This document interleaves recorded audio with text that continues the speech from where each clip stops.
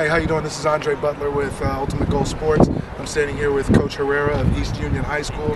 Coach, thank you for taking the time to talk to us. From last year, what were some of your great successes last year, and what things do you look to build upon this year that are going to push you through to possibly playoffs or more? Well, last year we had a lot of juniors who stepped up. We didn't have a whole lot of senior leadership last year, so we did have a lot of juniors that stepped up and took those leadership roles into this year.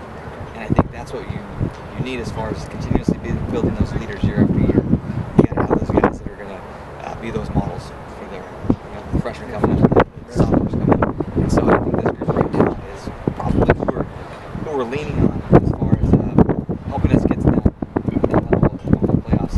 Our school is not very notorious for making playoffs every single year. We're trying to change that, and that includes changing the culture, doing the little things right, being more disciplined. And again, that's that leadership. It's developing from the freshman level.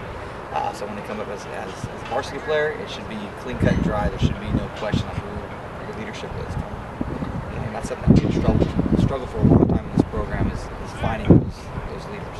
Okay. So when we're talking about the younger guys, how was your JV program last year? Did they have a lot of success? Mediocre.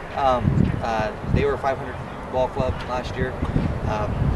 So it was better than what our varsity did, but again, there was some leadership there, and in this off season, what we try to do is just do a little more of that cultivating of that leadership, put them in situations and roles and in groups where they can continue to strengthen those leadership skills, because it's not just during football season.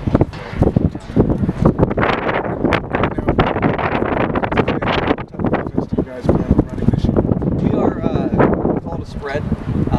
And again, I think we have a good group of backs this year. So more or less, I think when people think spread, they think throwing the ball all the time. Yeah. But we have a nice group of backs, and if we get that O-line moving the way we want to, we have a whole lot of runners that can run out of that spread, which is nice. So, but yeah, trying to create space. We don't have the biggest guys or the fastest guys, so we're trying to isolate certain areas of the field and use athleticism to our advantage and give our guys a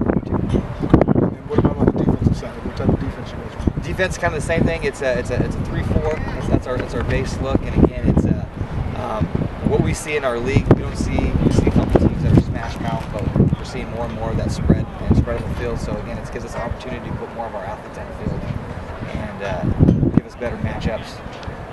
Again, giving us a better opportunity to be successful. Going into this season, who are some of your key players that you feel like may fly under the radar? Because, let's face it, if you don't come from a big name school like the Folsoms, Del Oros, Grants, a lot of colleges don't come to our schools. So who are some of the guys that you'd like to pinpoint, and maybe we can start looking towards getting them some notes? I have a couple of kids